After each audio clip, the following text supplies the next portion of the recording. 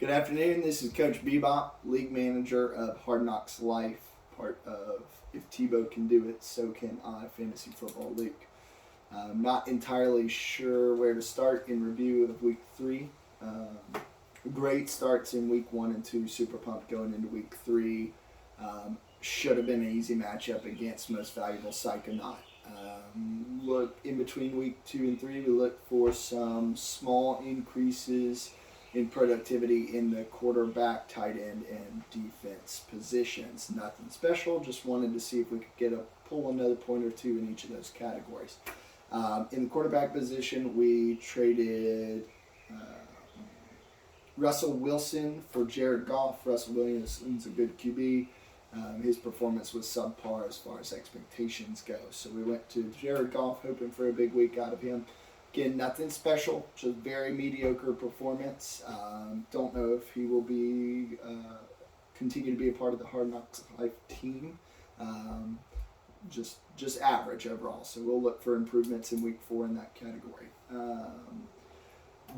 In the tight end position, we went from Knox with the Buffalo Bills to Evan Ingram, who had a fabulous week in Week 2, pulling in a solid 11.6 fantasy football points.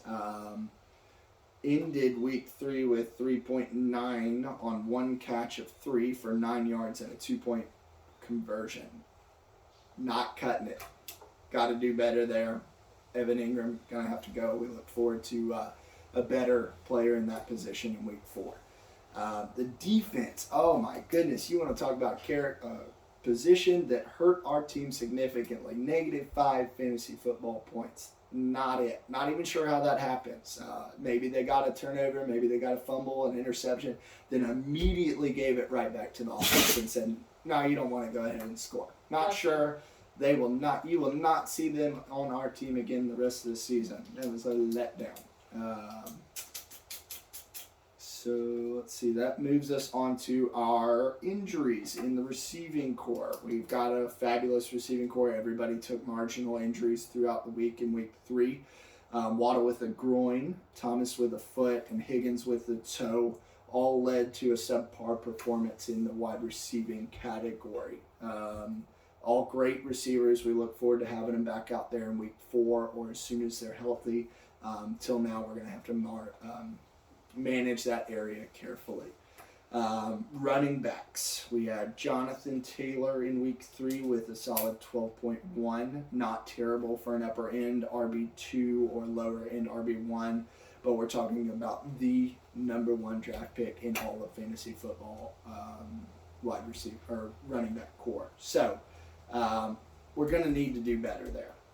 I don't know if that's Matt Ryan's fault. I don't understand how he keeps continuing to screw me, even though he's not a Falcon anymore.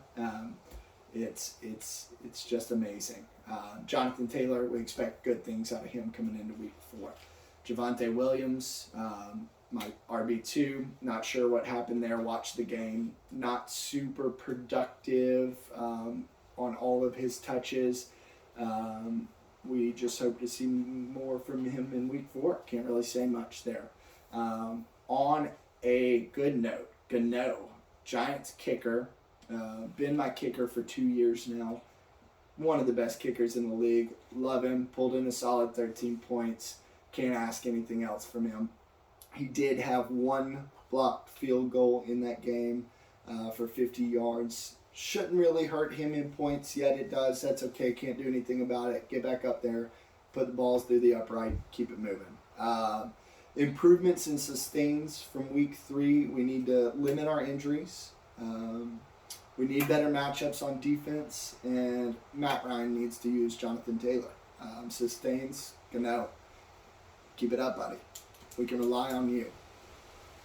That's it. Do I have any questions out there today? Yeah. Question over here, Coach. Yes, ma'am. Elizabeth Haupt from It's Just Fucking Football Fantasy Edition Online. Hey, Miss Elizabeth. Hey. So I have a couple questions for you, if that's okay, Coach. My first question for you is you failed to mention the pretty serious injury to Chargers defensive player Joey Bosa. Do you have something against the Chargers? Is that why you didn't want to mention that along with your injury core? You know, you're telling us that you'll never use them again. It's a good question. The Chargers against the Jaguars should have been a productive matchup for that defense.